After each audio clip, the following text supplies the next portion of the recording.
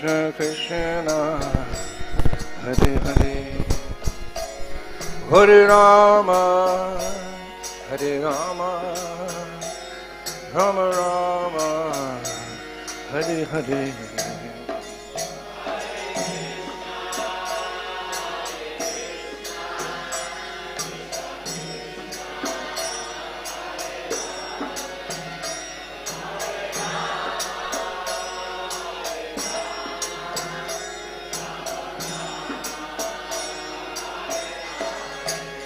Hare Krishna, Hare Krishna, Krishna Krishna, Hare Hare, Hare Rama, Hare Rama, Rama Rama, Hare Hare.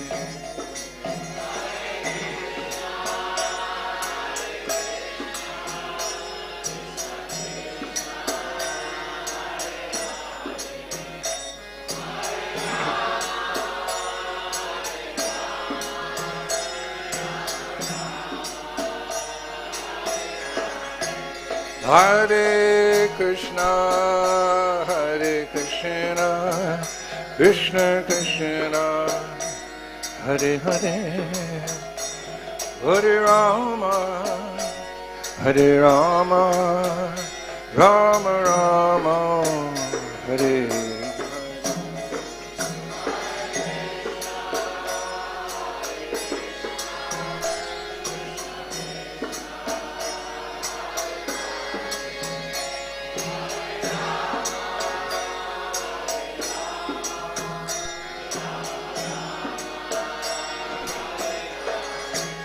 Hare Krishna, Hare Krishna, Krishna Krishna, Hare Hare, Hare Rama, Hare Rama, Rama Rama, Hare Hare.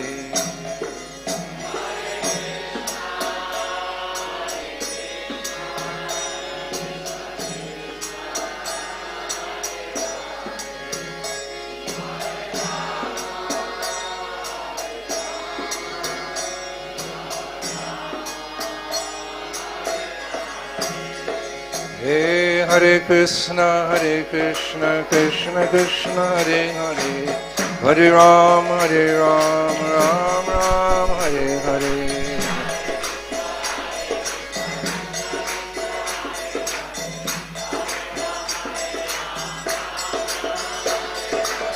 Krishna, Krishna Krishna, Hare Hare, Hare Ram, Ram Ram, Hare Hare.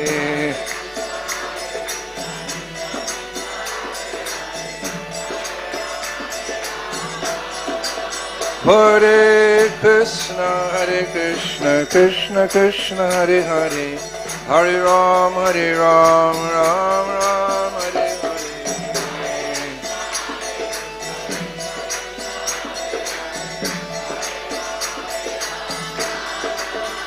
Oh, Hare Krishna, Krishna Krishna, Hare Hare, Hare Ram, Ram Ram, Hare Hare.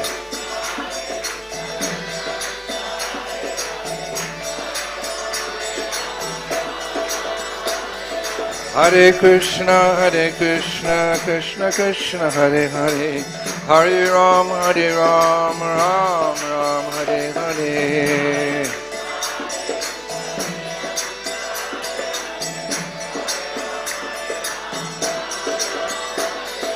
Hare Krishna, Krishna Krishna, Hare Hare, Hare Ram, Ram Ram, Hare Hare.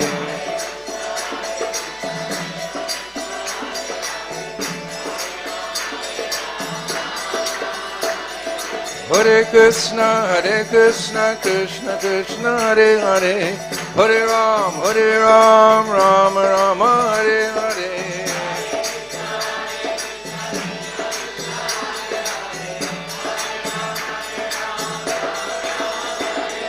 Hare Krishna, Krishna Krishna, Hare Hare, Hare Ram, Ram Ram, Hare Hare.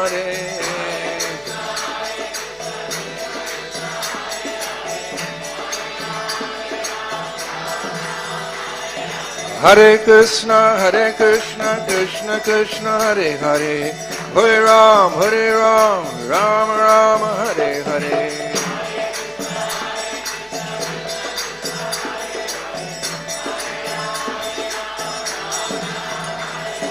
Hare Krishna, Krishna Krishna, Hare Hare, Hare Ram, Ram Ram, Hare Hare.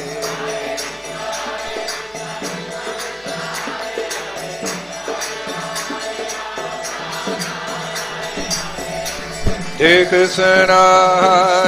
Krishna, Krishna Krishna, Hare Hare, Hare Rama, Rama Rama, Hare Hare.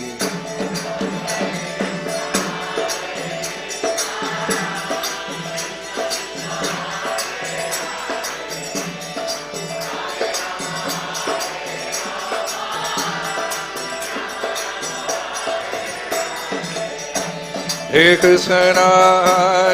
Krishna, Krishna Krishna, Hare Hare, Hare Rama, Rama Rama, Hare Hare.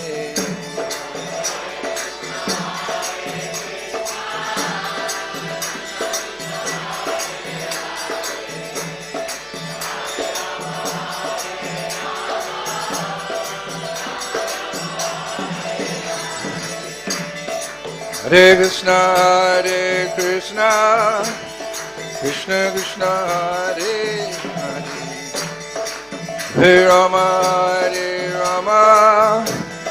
Rama Rama, Hare Hare.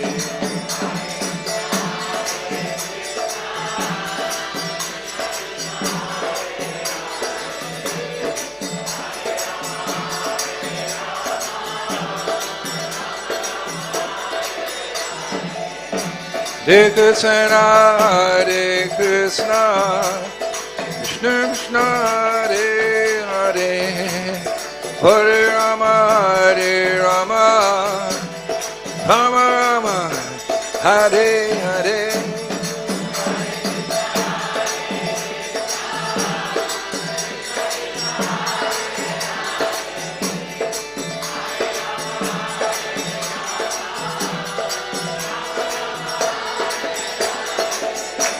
Hare Krishna, Krishna Krishna, Hare Hare, Hare Rama, Ram Ram, Hare Hare.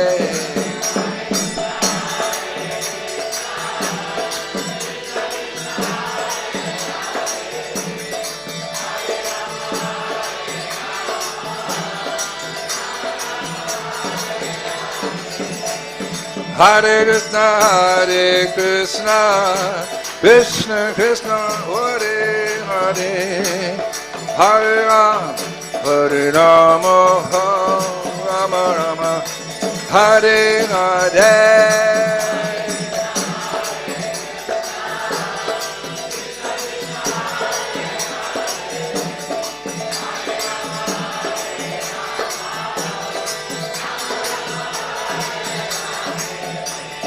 Hare Krishna, Krishna Krishna, Hare Hare, Hare Rama, Ram Ram, Hare Hare.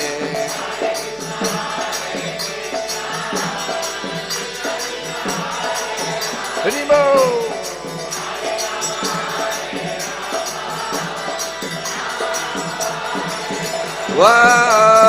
Hare Krishna, Krishna Krishna, Hare Hare, Hare Rama, Ram Hare Hare.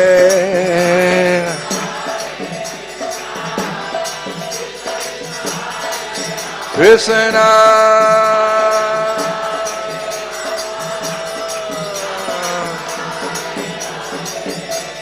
Hare Krishna, Krishna Krishna, Hare Hare, Hare Rama, Hare Rama, Rama Rama, Hare Hare.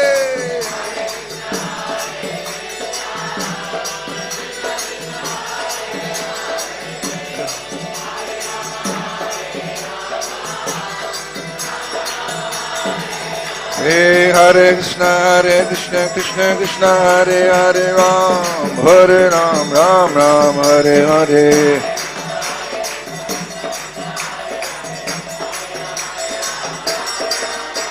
Krishna, Hare Krishna, Krishna Krishna, Hare Hare, Hare Ram, Ram Ram, Hare Hare.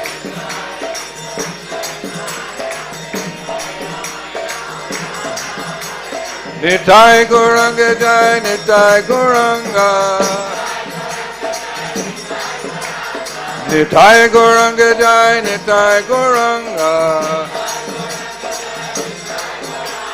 Nitai Gauranga Jai, Nitai Gauranga. Nitai Gauranga Jai, Gaur Hari. Nitai Gauranga Jai, Gaur Hari. Nitai Gauranga Jai, Gaur Hari. Nitai Gauranga Jai, Gaur Hari. Oh, Nitai Gauranga Jai, Gaur Hari. Gora, Gora, Gora Hari. Go, Gor, Gor, Gor Hari. Gor, Gor, Gor Hari. Gor, Gor, Gor Hari. Nitai Gauranga Jai, Nitai Gauranga. Nitai Gauranga Jai, Nitai Gauranga. Nitai Gauranga Jai, Nitai Gauranga. Oh, Nitai Gauranga Jai, Nitai Gauranga. Nitai Gauranga Jai, Gaur Hari. Nitai Gauranga Jai, Gaur Hari. Nitai Gauranga Jai, Gaur Hari. Gaur, Gaur, Gaur Hari. Gaura, Gaura, Gaura Hari. Gaura, Gaura, Gaura Hari. Hey, Hare Krishna, Krishna Krishna, Hare Hare Rama, Hare Ram, Ram Ram, Hare Hare.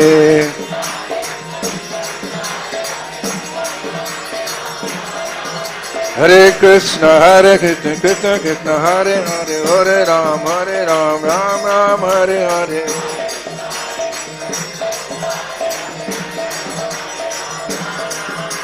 Krishna, Krishna Krishna, Hare Hare Ram, Ram Ram, Hare Hare.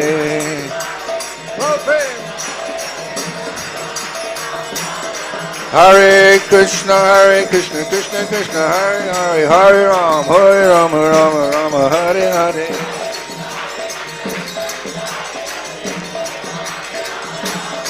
Hey, Hare Krishna, Krishna, Hare Hare Ram, Ram Ram, Hare Hare.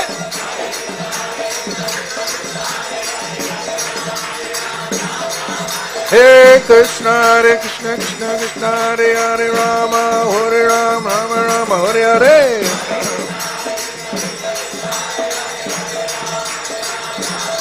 Hare Krishna, Krishna, Hare Hare Rama, Ram, Hare Hare.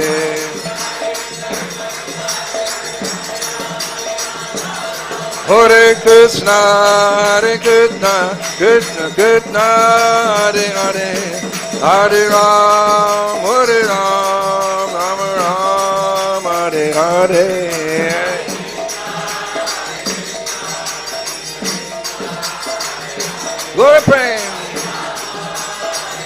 Nitai.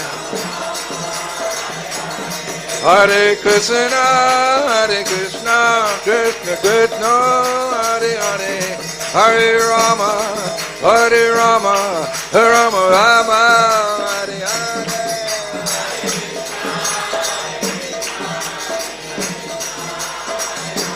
Kirtan.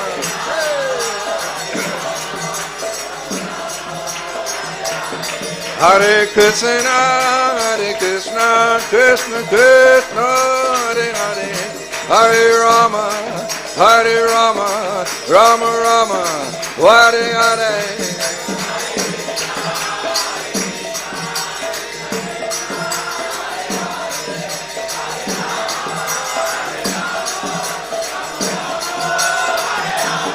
Hare Krishna, Krishna Krishna, Hare Hare, Hare Rama, Rama Rama, Hare Hare.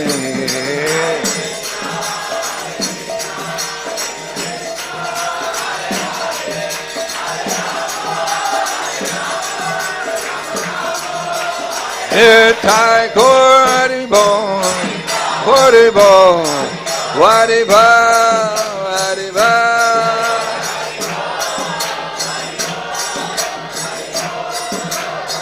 Nitai Gaur Hari Bol, Hari Bol, Hari Bol, Hari Bol.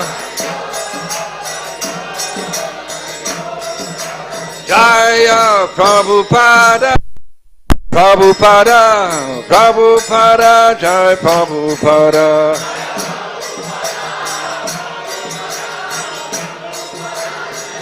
Jai Jai Prabhupada, Prabhupada, Prabhupada, Prabhupada.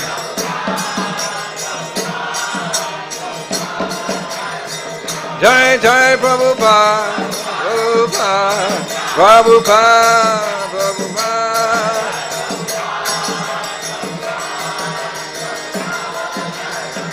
Jai Jai Prabhupada, Prabhupada, Prabhupada, Prabhupada.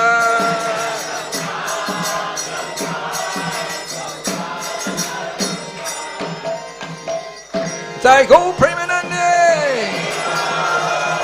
Jai Go Premanande, Go Premanande. Jai Jai Sri Radha. Jai Jai Sri Radha, Jai Jai Sri Radha. Sham Jai Vishnupad Paramahansa, Bharti Bhatchakacharya, Sri Srimad, His Divine Grace, ISKCON Founder Acharya Srila A.C. Bhaktivedanta Swami Srila Prabhupada Ki. Jai Vishnupad Paramahansa, Bharti Bhatchakacharya, Sri Srimad, Bhakti Siddhanta Saraswati Kaur Maharaj Srila Prabhupada Ki. Nanta Koti Vaishnava Vrinda Ki. Namacharya Srila Haridas Thakur Ki. Premsakaho Shri Krishna Chaitanya, Prabhu Nityananda, Advaita Gadadhar Srivasadi Gaur Bhaktivinoda Ki. Shri Shri Radha Krishna, Gopa Gopinath, Shamkund, Radhakund, Giri Govardhan Ki. Shri Brajabhumi, Shri Vrindavan Dham Ki. Navadvip Mar Pradama Ki. Ganga Munamaye Ki. Bhakti Devi Ki. Tulsi Maharani Ki.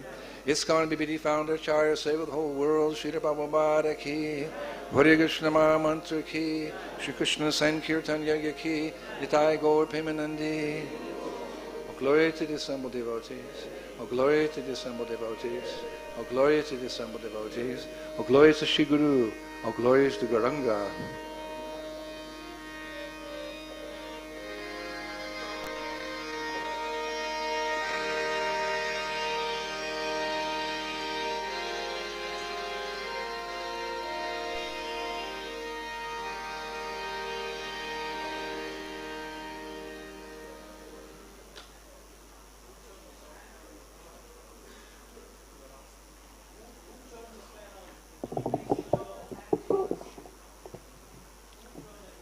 This fan's too cold for me.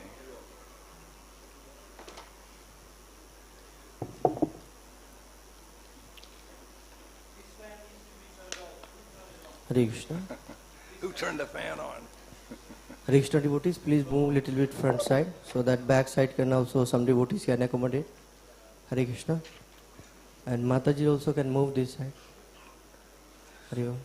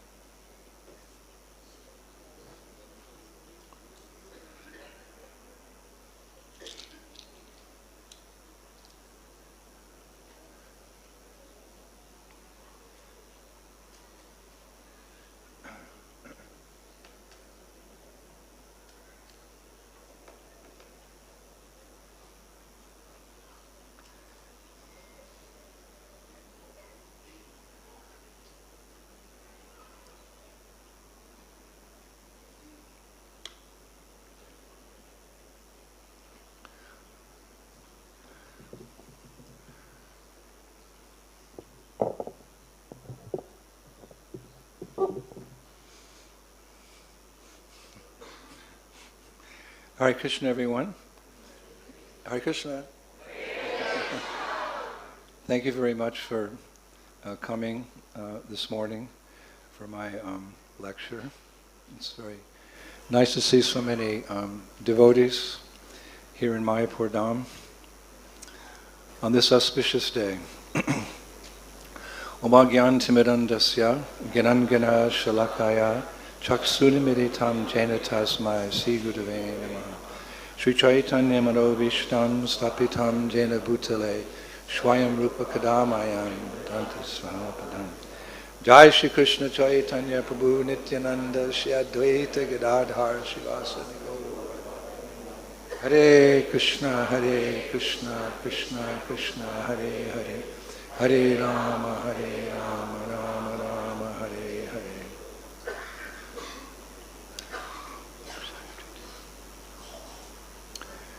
So, today is Akshaya Tritiya. Akshaya Tritiya. It's a little bit of a transcendental tongue twister. Akshaya Tritiya. So I thought that instead of lecturing on Grantaraj Srimad Bhagavatam, or rather with the permission of the Bhagavatam and Srila Prabhupada and all you wonderful devotees, I'd speak about Akshaya Tritiya. I didn't know very much, but one time Prabhupada said, knowledge means to know where to find it. So I was up really late going through our Shastras, and I was really impressed how important this day actually is. How important any auspicious day is. Actually, in chapter 8 of the Nectar of Devotion, that chapter is entitled Offenses to be Avoided. Offenses to be avoided. And therein it's stated, one should not fail to observe the various festivals for the pleasure of the Supreme Personality of Godhead, such as Janmashtami and Radhastami and Rathayatra. Of course, this includes any and all of our festival days, and if you look at our Vaishnava calendar, you'll see there's so many festival days. It's almost like the spiritual world. We hear that in the spiritual world, every step is a dance, every word is a song, and there's a festival every day. So we're engaged in sadhana bhakti. It means devotional service and practice. And by practicing, our hearts become purified, and then we perform spontaneously with pure love.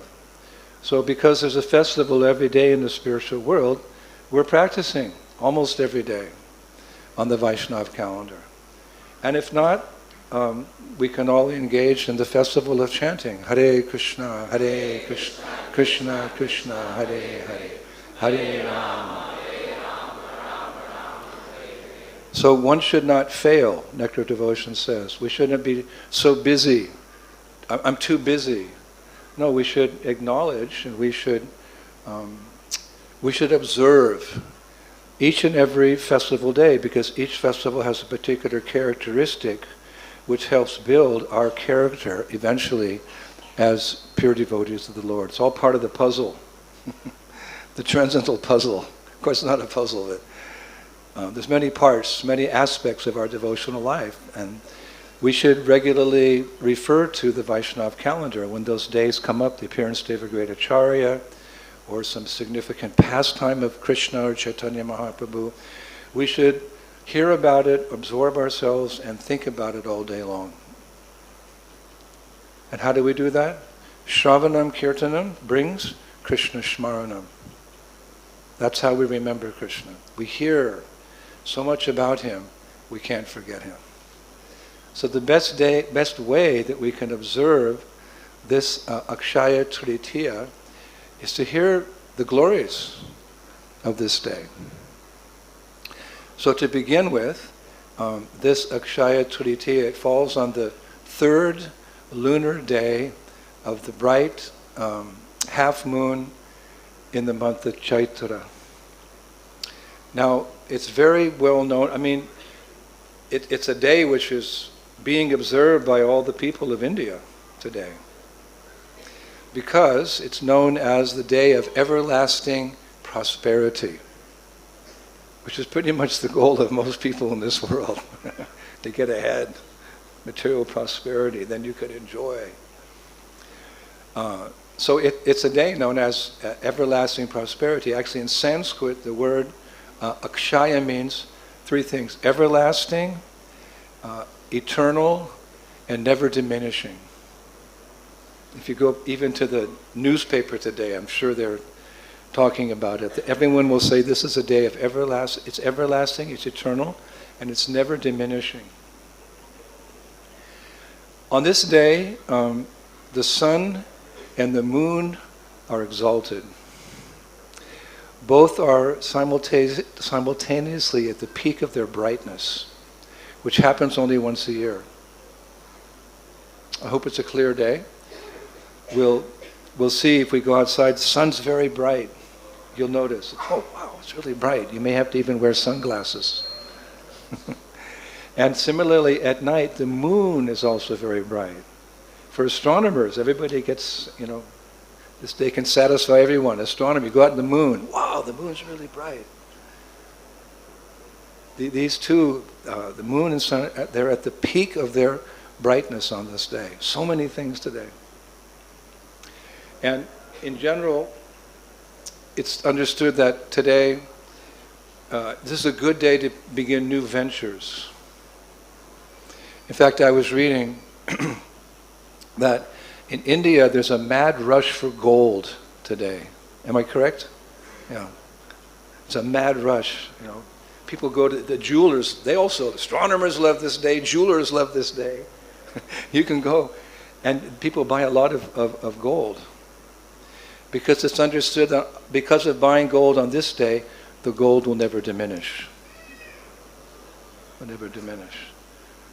The value of gold goes up and up and up and up. However, as practicing Gaudiya Vaishnavas, as aspiring transcendentalists, we observe this day. It's part of our Vedic culture. We observe this day, but we observe it in a different way, of course. We use it to begin perhaps a new service.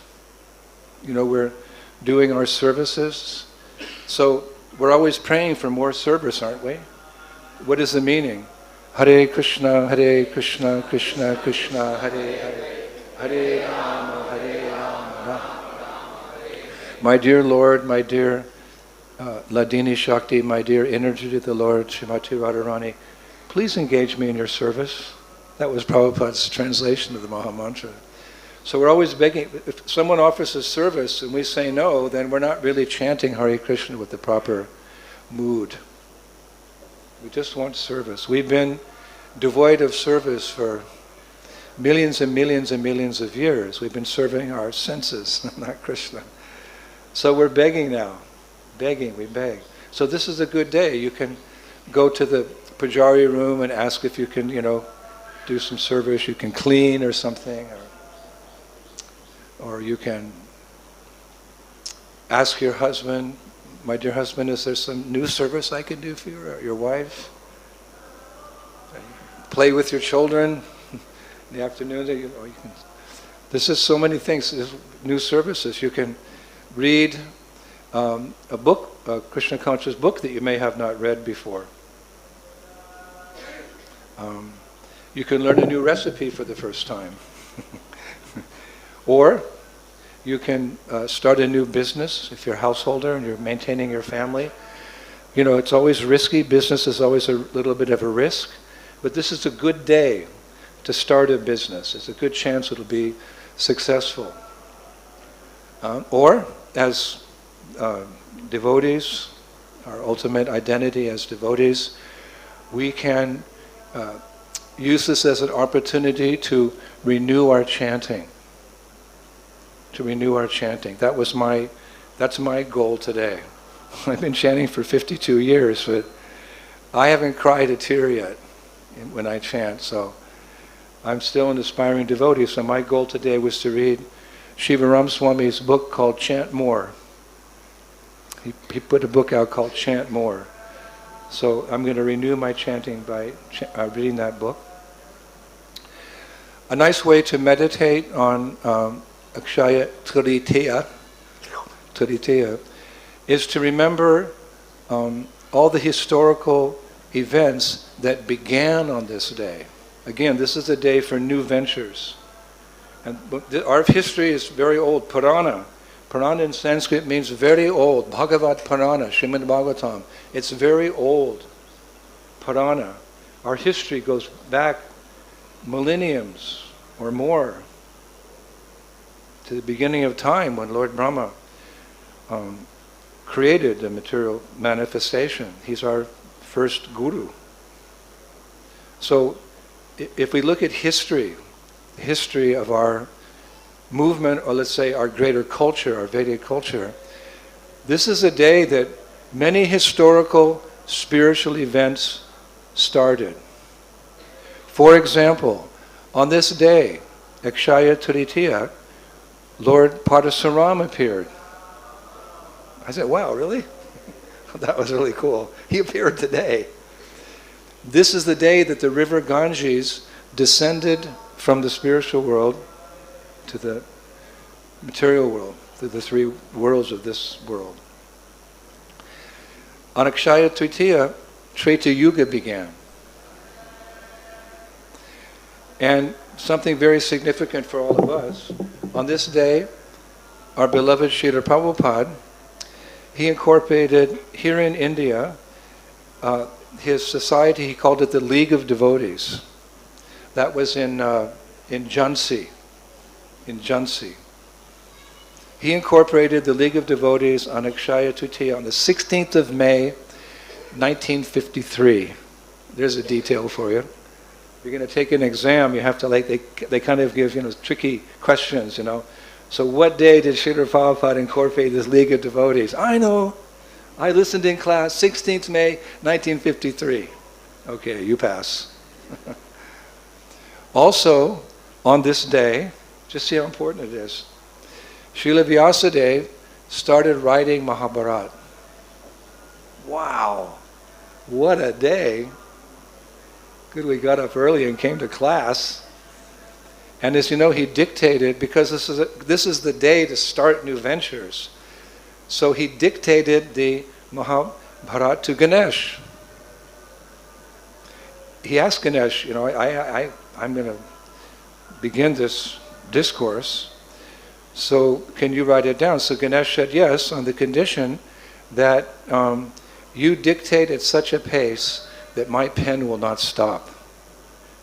Vyasadeva, okay, all right, I won't stop.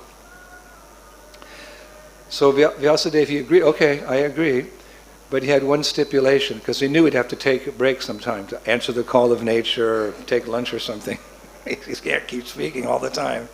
So Vyasadeva agreed, but his stipulation was that Ganesh would not write down what he was dictating mechanically, but rather he'd have to write down what Vyasadeva was saying and understand what he was saying. There's jñān and there's vijñān, right? There's knowledge and then there's realized knowledge. So we read a lot, right? Have we understood we're not the body? Raise your hand if you understand you're not the body. It's pretty hard. If we knew we were not the body, we would not contemplate sense gratification for even a second in our lives. So we have to be honest, right? We're works in progress. So Vyasadeva agreed, but Ganesh, he couldn't write down mechanically. He had to understand, realize what Vyasadeva was saying. So, it's Ganesh. Ganesh is the remover of obstacles in the path of devotional service. So he said, okay, I'll write down what you're saying only when I realize it. I'm Ganesh. Ganesh, you know where he gets his power from? He has these timuli, these kind of like antennas, and they're tied to the lotus feet of Lord Nrsimhadev. Bhakti Rasamrita Sindhu, Rupa Goswami described. This is where Ganesh gets his powers. People worship Ganesh for prosperity. We worship Ganesh to remove the obstacles on the path of pure devotion to Radhesham. Like lust, anger, greed, there's a big blocks on the path. So we also respect Ganesh. We can worship Ganesh in that sense, not as a demigod, but as a remover of obstacles. Where did he get his power? From Nrsimhadev. It's quite amazing. So he's very realized. So he agreed, yes. So whenever Vyasadeva needed time to reflect on his composition, when you're writing something spiritual, you have to write with authority, and you have to make sure it's exactly right. Prabhupada would take time between 12 midnight and 3 o'clock in the morning when everything was very quiet. He'd refer to many books by various acharyas when he did his Bhaktivedanta purports. So important. Prabhupada said, my books will be gospel for the next 10,000 years. So important. So you have to write So Vyasadeva had to write, and he had to, write down everything very clearly. So whenever he had to answer the call of nature, or he just needed a break, he would dictate something very deep, some philosophical truth, very deep, like rasik bhakti, pure devotional service, subject matter, like Sri Rupa Goswami, he's our rasacharya. He writes on very deep subject matters. Or Vyasadeva would say something very complicated, so that Ganesh had to think for a minute to fully understand it, to write it down. So, Vyasadeva said, Ganesh like, wait a minute, okay, I'm going to the bathroom.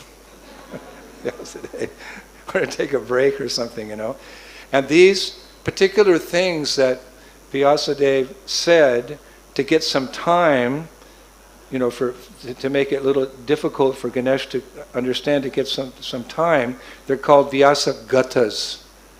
Vyasa-gatas. They're famous. Scholars, we have, in our movement we have scholars like Mukunda Datta, my godbrother, who writes extensively. He's a scholar. Hari Prasad Prabhu, he's a scholar. Or my godbrother Gopi Paranadana, he was a scholar. Thank God we have scholars who can explain things to us properly. They love these vyasa-gatas. They're like transcendental crossword puzzles, for want of a better word, My father was an intellectual. He was always like doing crossword puzzles. I could not even figure out one thing he wrote down. It was so complicated. So these are called vyasa-gatas. And there's an example of many examples of vyasa-gata in Mahabharata. And I found one. I'm still working on it. Here it is. One who enjoys the objects of samsara will not enjoy them, but one who sacrifices the enjoyment of the objects will indeed enjoy them. So speak on this for 20 minutes, please. That's the vyasa. Okay, let me think. Okay, now I got it. But one who enjoys the objects of samsara will not enjoy them. But one who sacrifices the enjoyment of the objects of samsara will indeed enjoy them. Whew. Maybe Bhattahari can expand on that, but that's what I mean. You have to think about it. So that's the point. Vyasa-gatas were meant to stump, we say in English, stump Ganesh, to give time for Vyasadeva to take a break. So that happened today. Wow. They started today. The agreement was signed today. Vyasadeva will start speaking. So for materialistic persons, the day is more in the realm of kamakanda, an auspicious day for material blessings. But devotees, ideally we don't aspire for material things. We don't aspire for material benedictions. What we need materially is automatically provided by the Lord. We're pretty much satisfied with whatever we require. We're not like materialistic persons. We don't take according to our greed. We take according to our need. And you learn after some time in Krishna consciousness how little you need materially, but how much you're lacking spiritually. This is the point. You get older and you start giving things away. I don't really need that anymore. But why did I buy that? Oh, look, all that stuff in my closet. When my disciple Brajalila, who had leukemia, she knew she didn't have long to live. She asked me if she could come to Vrindavan to leave her body. And I gave my permission. So some years later, I met her mother. Her mother said that before she came to India, and she's a 19-year-old girl, very sweet, Russian girl, but very serious about Krishna consciousness. She wanted prem bhakti. That's all she wanted. She dressed simply. She didn't wear makeup. She was always doing japa, deity worship. I gave her a Govardhan Shila. She wasn't interested in anything but becoming a pure devotee. And then she found out she had leukemia. It's almost like a blessing, in one sense, in disguise. So what she did is she went home. I forget what town she lived in Russia. Her mother said she gave away everything in her room. She grew up, she was a teenager, and then she joined Krishna consciousness. She gave away everything, her dresses, her jewelry, her books, there wasn't Harry Potter, but things like that. She gave all that stuff away. Her mother said she was so embarrassed that she had these things. And she even gave away, she burned all the photos of herself before she was a devotee. Brajalila Devi Dasi Ki. So she left home with nothing but her mala. I think she had 2 saris, that girl. And she came to Vrindavan, and she lived maybe, I can't remember, 7, 8 months, something like that. And all day long, she was hearing 10th canto of the Bhagavatam and reading Nectar Devotion and chanting. As she was departing, I actually came from Poland. I knew she was leaving, so it was on the Polish tour. I left the Polish tour, which was my pride and joy. I left and I flew to India, and I came to Vrindavan, and that was the day she left. And she was on her deathbed, and I was just chanting in her ear, Hare Krishna, Krishna Krishna, Hare Hare, Hare Rama. She said, Guru Maharaj, I have a material attachment. I'm not going to make it. I have a material attachment. I hope to become free of all attachments to love Radhe Shyam. I have an attachment. I said, she was whispering because she was leaving. I said, Braja, what is it? I want to eat a red tomato. I said, my dear spiritual daughter, if that's the only attachment you have, then don't worry. Krishna will take that away from you. So we don't aspire to get more stuff. We want to get rid of stuff. We don't want more material benedictions. Of course, we need things, so sometimes, we need extra things. That's to be understood. But we don't take according to greed, we take according to need. Because what we require will be provided by the Lord. Cetasa sarvakarmani maya sanyasha matpara buddhi yogam pasritya matchita shatatam bhava. In all activities, Krishna said, just depend upon me and work always under my protection. In such devotional service, be fully conscious of me. One time, here in Mayapur, I remember at a Mayapur festival, in those days we were young men, we didn't process everything during the lectures, at least I didn't. But I remember Prabhupada said one time, believe me when I say, God is no poor man. He can provide for your services. So how is that so? There's example and there's precept. The precept is we state something, but then there's the example of that thing. So where's the example? We can just fully depend on Krishna. If we have bhakti, we know that we can fully depend upon Krishna for whatever we need. Well, there's a pastime, the pastime of Sudama Brahman. Sudama Brahman.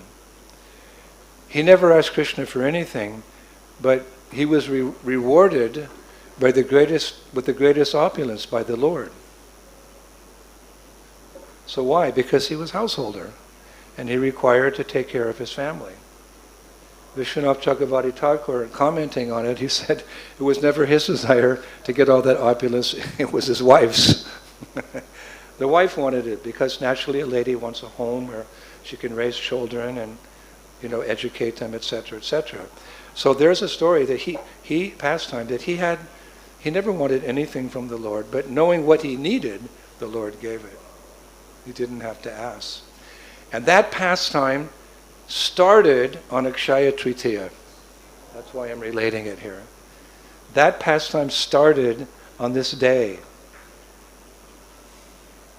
It was on this day that Sudama, who was a poor Brahmin, he went to Dwarka to meet his childhood friend, Krishna.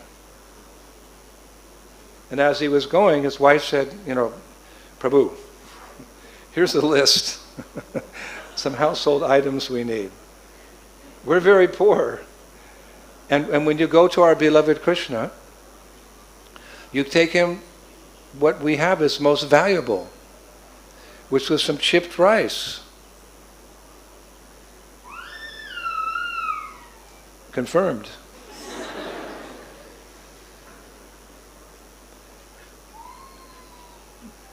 We live here in Mayapur, we live quite well. Madhari and I will tell you, when we first came here in the 70s, it was pretty austere. You had to come with a mosquito net, mosquito repellent, some cookies or something, because it was basically khichdi and bananas, and the cooks somehow mixed it with bad water, and we always were sick. And anyway, it was transcendental, we loved it, but it was very, very austere.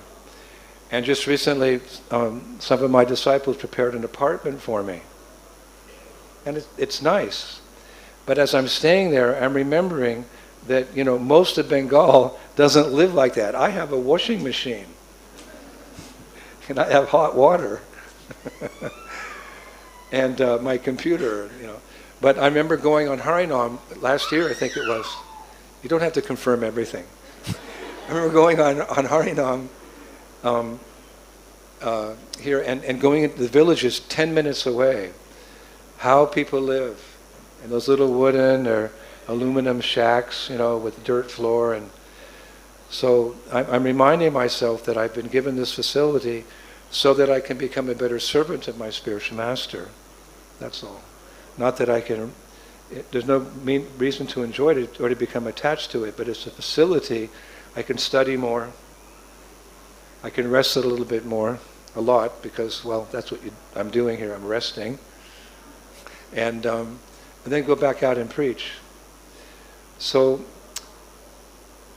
but the main thing is to remain Krishna conscious. So, Sudama Brahman, he was very Krishna conscious. He wasn't disturbed that he didn't have much material facility, but the wife requested, ask Krishna for a few things for us. And give Krishna this rice. That was the best she had, chipped rice. So, Vishwanath Chakravarti Thakur says that when Sudama arrived in Dwarka, he was very shy. in front of his old friend. He was very shy. Because all he had to offer him was that simple chipped rice, which he was hiding in his shawl. He had a shawl, he kept it, like this. The rice like that. So Vishwanath writes that Krishna smiled at Sudama, hoping that his smile would encourage Sudama to give the gift. Like to put him at ease. Oh, I forgot here. And Krishna laughed, he said. Vishwanath said Krishna laughed as if to say, Sudama, how long do you think you can hide that very precious gift in your cloth? So then Sudama became at ease with his old friend and he gave the chipped rice to the Lord. And Vishwanath Chakravarti Thakur writes that Krishna was so fond of Sudama that he accepted the chipped rice, completely ignoring its inferior quality, and blessed his friend with unlimited wealth. It's inferior quality, it's chipped rice. But again, it's not so much what we offer the Lord, but the way in which we offer with the love. If you're a rich man, you shouldn't offer something inferior, you should give something nice. But not with any material motive. If I give that, it's really nice, I'm going to get some nice blessings. No, unconditionally. My dear spiritual master, my dear friend, my dear Lord, please accept this with love. This is devotional service. This is bhakti. So another lesson we can learn from this pastime is that a pure devotee is satisfied, again, in whatever position he or she is in, and never ask for anything but pure devotion. That's why it's so nice to chant Hare Krishna, because we're just asking for service. We're not contemplating what we need. It's Hare Krishna, Krishna Krishna, Hare Hare, Hare Rama.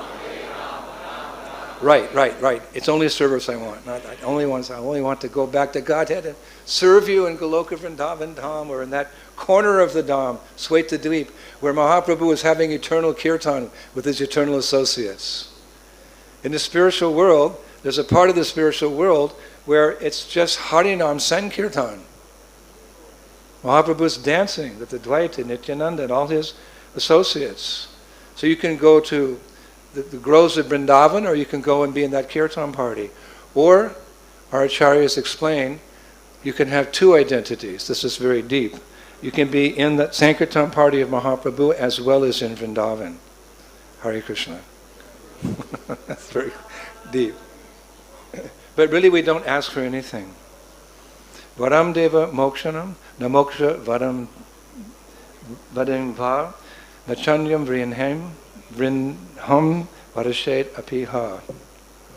Idam teva pūrṇata gopala bhalam, sadama manas yavi rashnam kimanyai. O Lord, although you are able to give all kinds of benedictions, I did not pray to you for liberation, nor even eternal life in Vaikuntha, nor any other boon. O Lord, I simply wish that this form of yours, as Bala Gopal, baby Krishna, in Vrindavan, may be ever manifest in my heart. For what is the use of any other boon for me? Damodarshakam. We sing that. We sing that from the heart, right, during the month of Kartik. So a new devotee may ask, but if I serve the Lord selflessly and I don't ask for anything, how will I be maintained? You don't have to ask that question. Krishna says in Bhagavad Gita, Yogakshemam bahamyaham. Those who worship me with devotion, meditating on my transcendental form, to them I carry what they lack and preserve what they have. So that takes some faith. So how do you get the faith? How do you get anything spiritual? Hare Krishna, Krishna Krishna, Hare Hare, Hare Rama. So again, this is a day of opportunity, new ventures, to strengthen commitments we've already made. Like there are traditions going on for millions of years that started again on this auspicious day. Like in Simhachalam, there's a deity of Lord Nrsingadev, And he's covered with sandalwood paste all day long. I went there as a young sannyasi. I took sannyas in Mayapur in 1979, and I just decided I was going to walk around India for 6 months, and that's what I did. With my danda and bare feet. Can you imagine, Badahari? I had bare feet and a little bag this big. I didn't have anything. And I went to all the holy places. I went to Simhachalan. I'm going to see Lord Nrsingadev. Wow! I'm going to see Lord Nrsingadev. I heard about Simhachalan. Because when I walked out of the sannyas ceremony in 1979, you have to collect some dakshin for your sannyas guru. So the first thing when I stepped out of the temple to go start begging, my godbrother Mahabhuti, he dropped a deity of Nrsingadev in my top piece. I thought, that's nice bakshish. I'm not going to give that to my sannyas guru. He has deities, I'm going to keep that. And I collected a lot of Lakshmi for him later on. But with that I thought, well, I'll go to South India and just visit all the Nrsingadev temple because I'm a new sannyasi, I need a lot of protection. So I went to Simhachalan. But when I got there, the deity was covered in sandalwood. He's so angry, Nrsingadev and Simhachalan, they have to keep him cool. So every day they just put more sandalwood over him. So there's this big transcendental block of sandalwood. But on this day, this particular day, they take the sandalwood off and you could have darshan of him. Yeah. That's been there for millennium. So you have to know, where should I go on this day? Mayapur? I'm going to go to Simhachalan. There's so many things you can do. So it's removed, and then they put it on in the evening. I heard this darshan, you're lucky if you get darshan, because like lakhs and lakhs of people come to see him. That's the day. Again, another point. On this day, they remove that. In Jagannath Puri, every year the Rath Yatra festival is celebrated. You know, the 3 chariots of Jagannath, Subhadra and Baladev. And they have to construct a new chariot every year. We keep our chariots, but the tradition in Jagannath Puri is they build them new. It's a whole transcendental phenomena. They have to go out in the forest and find a particular type of tree with certain signs on it. They cut that. It's totally transcendental pastime. We don't have time for that. And they're newly constructed. And the construction for the chariots for the Rath Yatra, which happens later in the year, starts today. Isn't that amazing? And in Ramuna, you know Ramuna, there's the temple of Kira Kora Gopinath from Chaitanya Charitamrita. We know that deity. On this day, the deities of Kira Kora Gopinath are smeared with sandalwood pulp. The whole deity, like we do that in ISKCON, but we do it because Madhavendra Puri started this tradition. Madhavendra Puri is one of our acharyas. He started this tradition on this day. When he got there, they started bathing that deity or covering that deity in sandalwood paste. And in Badrinath, today, in Badrinath, if you were in Badrinath, I looked at the video the other day, it's still snowing in Badrinath. But it's supposed to stop soon because in Badrinath, on this day of Akshaya Tritiya, the temple opens for pilgrims to come and take darshan. It's closed all winter. When winter starts in November, I think, November, December, January, February, March, long winter up there in the Himalayas. The temple's locked. Just a few sadhus live there. Actually, they live there. A few sadhus. And Lord Brahma does the artik for 6 months. They put the flame, they light the flame. When they close the temple for the winter, they light the flame in the what do you call that? The dweep? Huh? The lamp. They light it, and when they come back 6 months later, it's still burning. The lamp is still burning 6 months later. Why? Because the demigods do artik every day to Badrinath. We're in a wonderful movement. It's so mysterious, it's so mystical, it's so magical. How does that lamp... For 6 months, that little one ghee lamp is still burning because the demigods come. Haribo. And they open the temple today. Today, you can, if you were in Badrinath. Wow, mommy, look, the candle's still burning. Look at the deity, Baba. We're here for darshan. And on this day, Akshaya Titi, this day, well, it's also known for something amazing. Perhaps maybe most people think about it in this relationship, for the Akshaya Patra. This is the day that Draupadi was gifted with the mystic pot, that Akshaya Patra, by the sun god, which could feed unlimited persons, until she herself had taken prasadam. Today she got the Akshaya Patra. You have much to meditate on today, all these different pastimes. As most of you know, the five Pandava brothers, Yudhishthir, Bhim, Arjun, Nakula, and Sahadev, they'd been banished to the forest for, I think, was it 12 years? 12 years? And they were living incognito. And one day a great sage came, Durvasa Muni, with 60,000 disciples. Can you imagine what it's like to have 60,000 disciples? I can't imagine, but His Holiness Jayapataka Maharaj, he can imagine. I always know when I meet a disciple of Jayapataka Maharaj, because these days you get a long name. He's got to put a few names together, because Prabhupada told him to have 50,000 disciples, and he's fulfilled that. So Durvasa Muni, he had 60,000 disciples. And he came to visit the Pandavas, Kunti and Draupadi, while they were in the forest. So it's when a sadhu comes to your home, then you're obliged to entertain them, not entertain them, but to greet them properly and feed them. Because by feeding a sadhu in your home, any mistakes that you've made, or if there's any sinful activities, they're eradicated. When the sadhu visits your home, if you feed them. Of course, that's not why we invite sadhus to our home, but that's a perk.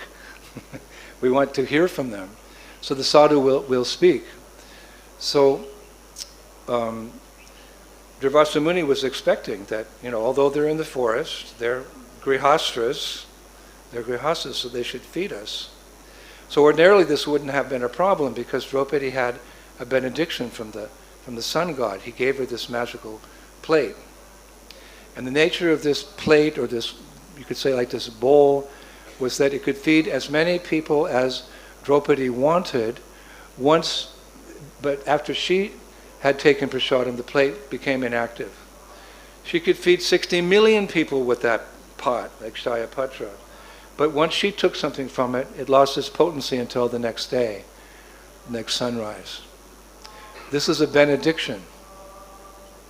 That benediction, actually, I researched it, that benediction is found in Mahabharata, in Vana Parva section 3. Phalam mula misham shakam sanskritam yan mananyahe chatur vidam tada nityam kayam te bhavishyati. O king, accept this copper vessel which I give to you. This is being given to sun gods, giving it to Yudhishthir, who gives it to Draupadi. O you of excellent vows, as long as punctually Draupadi will have this vessel, without taking its contents of fruits, roots, and vegetables and grains, these four kinds of foodstuffs shall from this day be inexhaustible. That's spoken in a very, elaborate English. But basically, what the sun god is giving to Yudhishthira is a pot that's unlimited food. But the problem was that when Durvasa Muni had showed up with the 60,000 disciples, Draupadi had just finished eating, and she even cleaned the plate. But Durvasa Muni, he was insisting. And Durvasa Muni, he can become very angry. Sadhus can become quite angry, and they can become quite merciless. Depends on how you approach them. So she thought quickly. She said, yes, I just need time to prepare. Please go take your bath in the river. So after this, the Pandavas had an istagosti.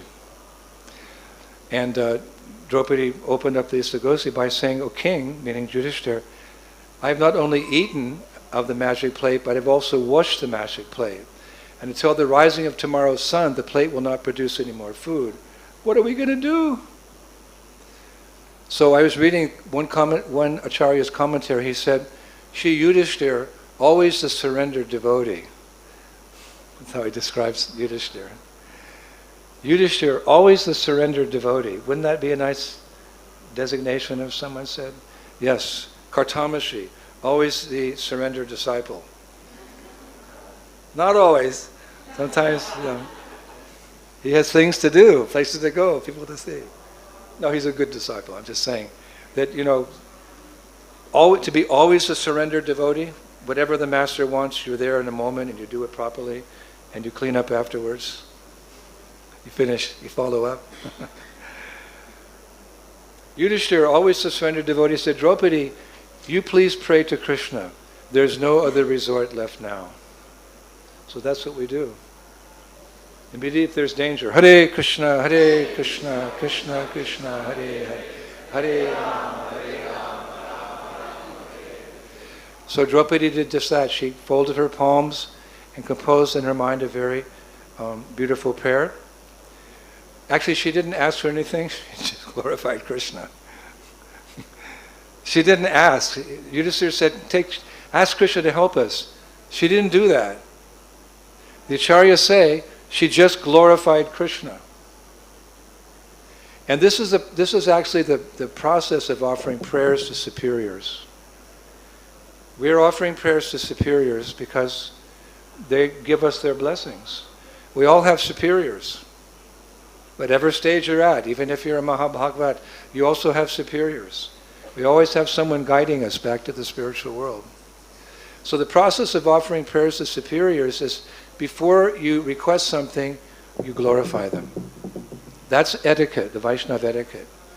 Before you ask a superior, you offer some words of praise, and then you establish your position as dependent upon them, and then you make your request. So that's what she did. She forgot to ask. She's just glorifying. She's so much in love with Krishna. She's just glorifying him. So at that time, where was the Lord? He was in Dwarka. And she's glorifying him. And the Lord hears these prayers. When you chant Hare Krishna, even though you're a neophyte, don't think Krishna's not hearing you. He's hearing you. What's the proof? Mothers will tell you. They're not having an elegant conversation with their 25-year-old daughter. When she's a baby, Mommy knows. Come. Come. The baby's crying out, but the mother comes. So we're all infants in spiritual life. We're all aspiring devotees. We're practitioners. And when we chant with feeling, Hare Krishna, Krishna Krishna, Hare Hare Ram. Don't think Krishna's not hearing. He's hearing you. Otherwise, how are you making advancement? Everyone's making advancement. Some of us are turtles. Some of us are hares. We're rabbits. They're way ahead. Everyone's making progress. The power of this mantra. If it can deliver Jagai and Madhai, it can deliver all of us as well. So have that faith. So keep chanting wherever you are. So she was praying and Krishna was hearing. They were in Kamyavan. This pastime takes place in Kamyavan in Vrindavan. Lord was in Dwarka. He was actually, it's described, resting on a lounge chair with Rukmini. In Dwarka he's the king. He's lounging with one of his queens. So because of the nature of Draupadi's love, the acharyas say that Krishna arrived from Dwarka in Kamyavan in the equivalent of 3 seconds. Rukmini said, where are you going? Krishna didn't have time to reply. He's the master of all mystics, our Krishna. We're so fortunate we have our Krishna. Prabhupada would sometimes refer. He'd include us, our Krishna. So her love was so pure. Her love was so desperate. Krishna came in 3 seconds. So if we want to invite Krishna into our heart, it depends on the urgency of our cry and what is our intention. Oh my Lord, I'm drowning in this fathomless whirlpool of material existence. Oh, you who give shelter to the shelterless, please, just this one time, won't you extend your hand to save me? This is Rupa Goswami encouraging us on the path of bhakti. That's how you should chant Hare Krishna. Oh Lord, I'm drowning in this fathomless whirlpool of material existence. Oh, you who give shelter to those who have no shelter, me, please just now, quickly, extend your hand to save me. So what does that mean? The Lord reaches down and pulls you up by your sika? No. He sends his devotees to you. He sends the devotees. And in their association, we learn how to be Krishna conscious. We learn how to purify our hearts, how to love the Lord, and that love is our qualification for going back to the spiritual world. So Vishwanath Chakravarti Thakur, he says that Krishna came so quickly, he was disheveled. Like the gopis, when Krishna called the gopis in the forest, in Vamsivat, when they got the call, they came running. If Krishna called, they love Krishna so much, every moment of association is like nectar. So he called them, they were half dressed, their makeup was half on, how that was, they just left. Krishna's calling. That's my heartbeat, Krishna's calling. Just like Prabhupada said, before all of you came to Krishna conscious, he pointed to his disciples, you were doing so many nonsense things. But when you heard the chanting of Hare Krishna, you came running. Srila Prabhupada ki. Yeah. Isn't it? On the street or in the temple, Hare Krishna, Krishna Krishna, Hare, Hare Rama. We know what it's like. We're getting a taste. Even when we're neophytes, we were getting a taste. We came running. Gopis came running. They were disheveled. And Krishna came running. As we're running to Krishna, he can run to you. All of them, as they surrender unto me, I reward them accordingly. If you're taking little, steps with not so much faith, that's how much mercy you'll get. If you walk to Krishna, he'll walk to you. If you run to Krishna, he'll run to you one day. Wouldn't that be nice that finally, our final exam, we pass it? Yes, I have full faith. I want to love Radhesham. And Krishna comes running. That day's awaiting all of us. It's not mythology. It's not some story. It's truth. And that should be our goal. Nothing less than that. And Vishwanath said Krishna was perspiring. He so much wanted to see his devotee. He ran, he's perspiring. This is bhakti. Love is reciprocal. We have to ignite that fire in our hearts. We can't procrastinate. Life is short and then you die. We don't have time to procrastinate. This is our real business. Developing love for the divine couple. Love for Krishna Balaram. Love for our acharyas. Love for Srila Prabhupada. That's all. Nothing else matters. So Krishna said, yes, Draupadi, you called me? She's there in Kampi, like, what did I do? She's glorifying Krishna, and he clears. So she explained the situation that, Durvasa Muni had come with 60,000 disciples, So Krishna said, she just explained the situation. She didn't say anything, she explained it. So Krishna said, bring me that plate. The Akshaya Patra. She said, no, it's finished. Bring me the plate. So she brought the plate, and somehow or other, by divine arrangement, underneath the lid of that plate, there was one little grain of rice, tiny grain of rice, although she'd washed it. And Krishna found it, and he devoured it. Vishwa said he ate with lolium, with greed. He says, my devotee has cooked this out of love, so I will eat it out of love. If you cook out of love, if you buy the vegetables out of love, if you cook the vegetables out of love, after you offer them with love, then they'll be accepted with love, and that is prasadam. We have to cook it, this is for Krishna's pleasure, offer the Krishna's pleasure, then he accepts it with that love. Prasadam is always prasadam, but again, there's perfect, more perfect, and most perfect. We have to be very careful to offer what we cook. Krishna says that which is not offered is sin in Bhagavad Gita. So make sure when you eat in the restaurant that the cooks have offered the pizza. It's a science, Krishna consciousness, to eat what is offered. So my devotee has cooked this out of love, so I will eat out of love. So then an amazing thing happened when Krishna ate that grain of rice. Because, Viśuddhaṁ said, because he's in the heart of all living beings, he's the soul of all souls, suddenly Durvasa Muni and the 60,000 hungry disciples are bathing in the river. Oh my God, I'm so full. You know how it is. We all know how it is. We take praśādam at the Sunday feast, One time Prabhupada said, the more praśādam you take on the appearance day of your spiritual master, the more advancement you make. We heard that in the 70s. I always look forward to Prabhupada's appearance day because, nobody could say, stop, go do this. We just ate and ate and ate. So that's how full they were. That's how full they were. One time on Prabhupada's appearance day, I was in Mauritius with my dear senior godbrother Giriraj Swami, and we were taking praśādam, and Maharaj mentioned that, I was already full. I couldn't eat another thing. And then Mataji started bringing out all the sweets. Oh, no. I was thinking, I wish I was a cow who had 7 stomachs. And we ate the sweets, and we got intoxicated. Intoxicated on the praśādam. And we were on the ground. We were holding each other's hand, laughing. We were rolling. I'm glad there were no videos in those days.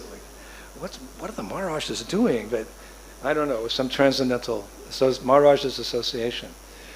So then I said, Maharaj, let's take a pact. You and me take a pact.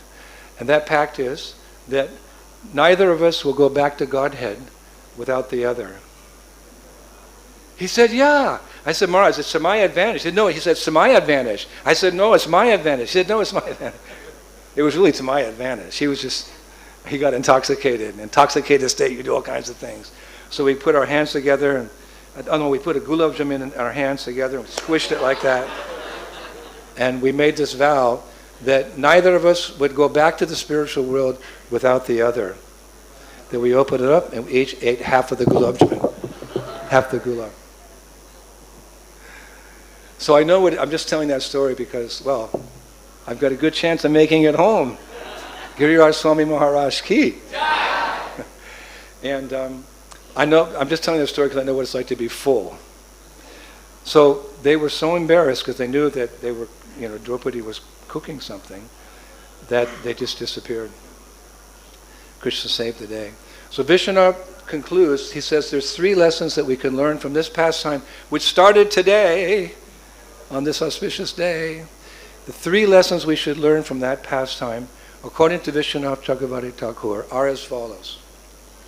Krishna is always ready to protect his devotees.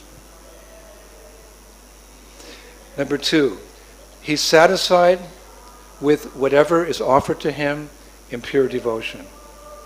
And number 3, everyone is satisfied when he's satisfied. Everyone is satisfied.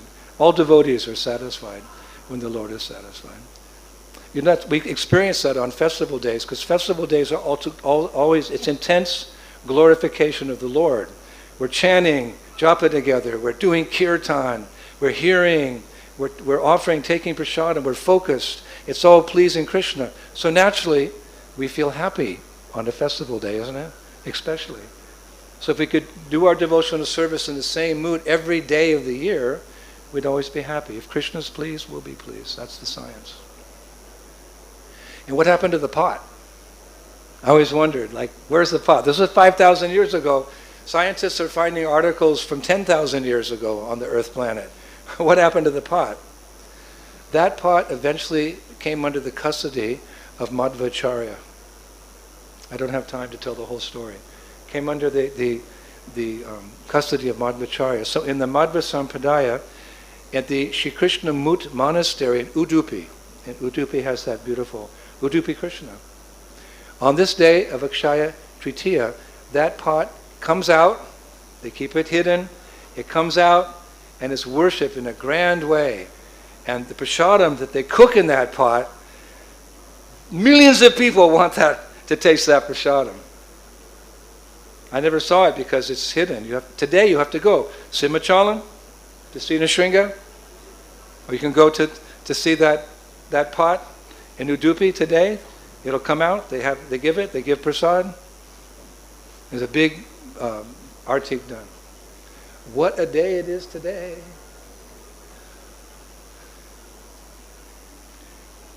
And last but not least, it's kind of hard which pastime to tell first.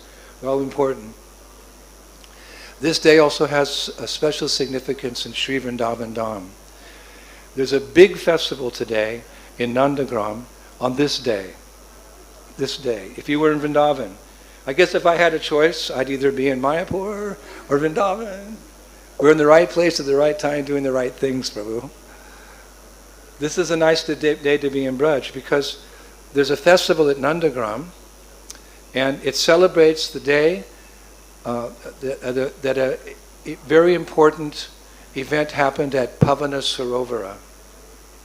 Pavana Sarovara is one of the favorite places for the cowherd boys to bathe. That's a lake which is at the bottom of Nandagram. You may have been there. Someone renovated it a few years ago. Beautiful lake at the bottom of Nandagram. So what pastime happened there that on this day that the Brajabasis all go out to Pavana Sarovar? They have a big festival today. Why? Well, when Nanda Maharaj established his residence at Nandagram, he excavated a large lake, and it became known as Nanda Sarovara. There's also a lake, Yashoda Sarovara, as well, because they're king and queen, and they have their private bathing places. So when they were making Nandagram, they made a beautiful lake for Nanda Maharaj.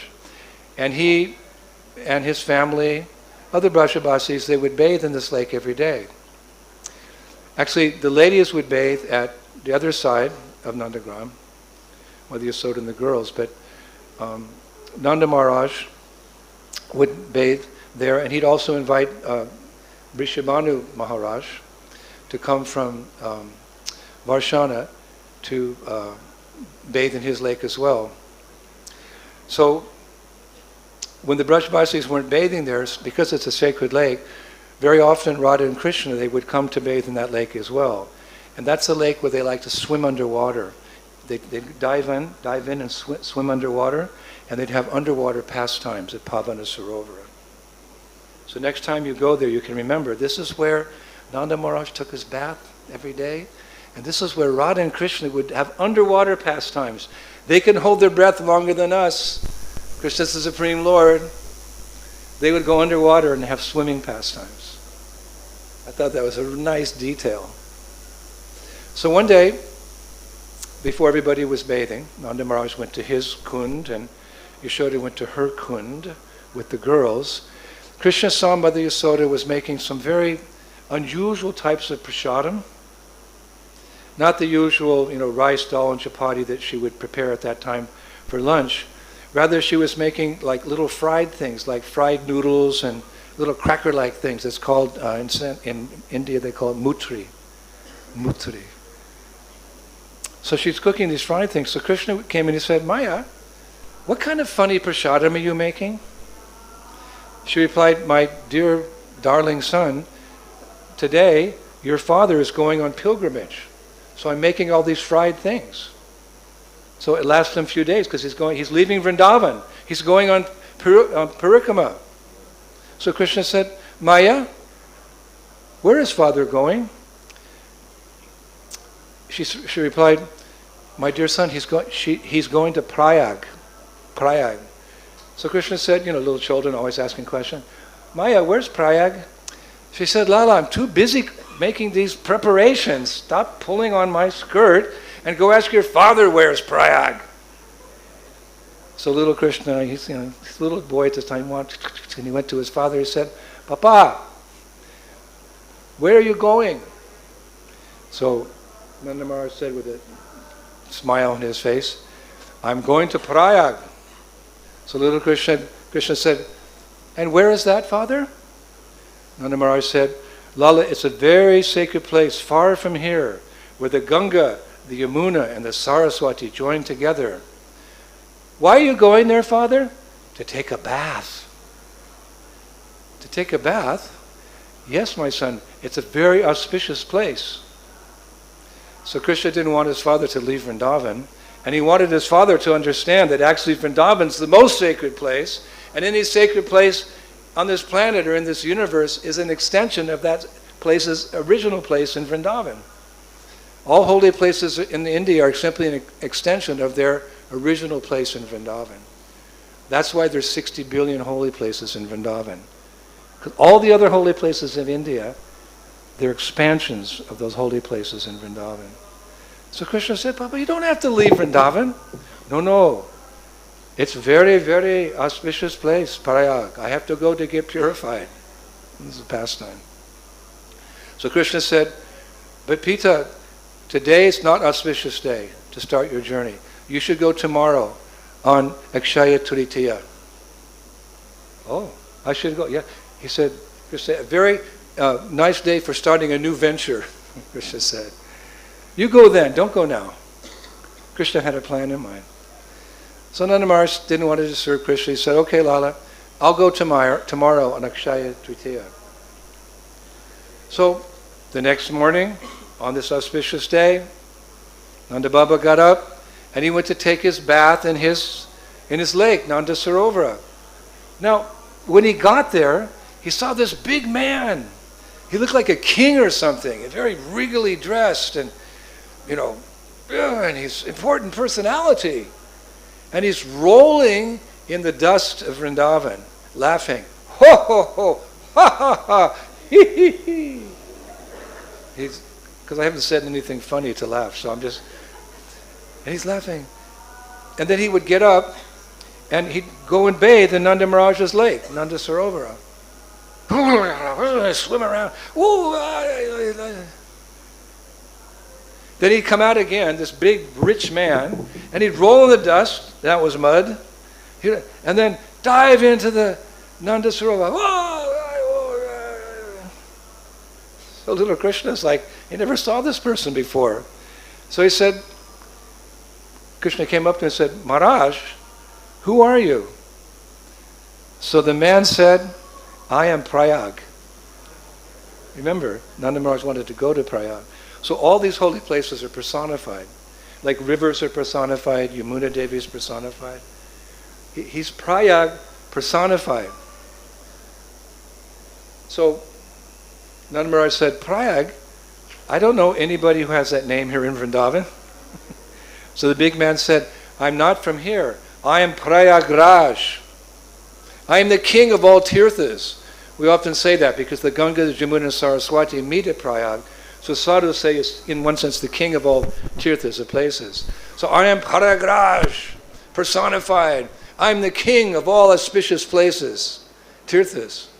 So Nanda Maharaj said, well, what are you doing here? I was going to go see you. What are you doing here? And the man said, oh, Nanda Maharaj, all year long people come to where I am and they put their pap, they put their sin in me. They come to Prayag and they bathe in my waters and they put their sin in me. So one day of the year, on Akshaya Tritiya, I come here, roll in the dust of Braja and bathe in this auspicious lake, and I become pavana. I become purified. Nanda Maharaj is thinking, whoa, I was going there, but he comes here. Pavana means purified. So Nanda Maharaj said, really? Then on the other side of the lake, Nanda Maharaj, of his lake, he suddenly saw some beautiful ladies had come. And they were in these beautiful, gorgeous silk saris with gold and silver. He'd never seen ladies like this at Nandagram. So then he left that Prayag personified. He said, Matajis, who are you? And one Mataji said, Baba, I'm Ganga. And the other one said, Baba, I'm Saraswati. The other one said, I'm Godavari. The other one said, I'm Kaveri. These were all the holy rivers personified, where people go to take shelter, to become purified. They had come to Vrindavan to get purified in Nanda Maharaj's Sarovara. the Kuru, Jangala, Kaveri, Narmada, Brahmapurta, Mahananda, they all came. So he said, why have you come? I've never seen any of you before. So they said, all year long people come to our waters to bathe, to leave their sin, but on this day of Akshaya Tritiya, we come here to roll in the dust of Braj and bathe in your lake and become pavana, pure. So Nanda Maharaj, he took his bath in the lake and he canceled his plans to go anywhere, came back up to Nandagram, and by this time Krishna had just woken up, and he said, Pita! He's smiling because he knew Krishna arranges everything. He said, Father, haven't you gone yet? And Nanda Maharaj said, Lala, I'm not going. Krishna said, why? Nanda Maharaj said, all the places I wanted to go, they all came here today on this auspicious day to become pavana, purified. So why should I take the trouble to go to all these holy places when they came here? So from that day forth, that lake became known as Pavana Sarovara. Pavana Sarovara ki. And that pastime happened today on Akshaya Tritiya. He dies, so many things to information for you, the mood in which you can observe this day. And remember that we should observe all festival days like this. We should come together, we should hear the importance of, the pastimes of, the benefits of such holy days, regardless of what they are, the appearance of Acharya, a pastime of Krishna, the appearance of the lake, and absorb ourselves in all of this information. And this way, one day, Shravanam Kirtanam, Krishna Smaranam, we'll always remember Krishna and we'll never forget him. Akshaya Tritiya Ke, Maya Pradam Ke, Tirabhava Ke, Shri Krishna Sankirtan Yagya Ke, Nitai Gaur Pimanandi, Jai Jai Sri Radhe Shyam. Hare Krishna, thank you.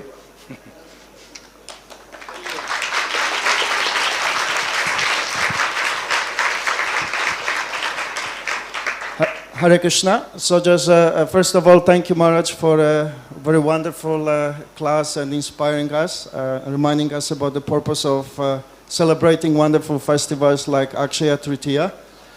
So there's a small announcement. Today we have a special day. As you may have noticed, His Holiness Indradyumna Swami Guru Maharaj is spending more time in Mayapur. So today Maharaj will do one very special Namakarana, name-giving ceremony. Is Maharaj's first baby in Mayapur.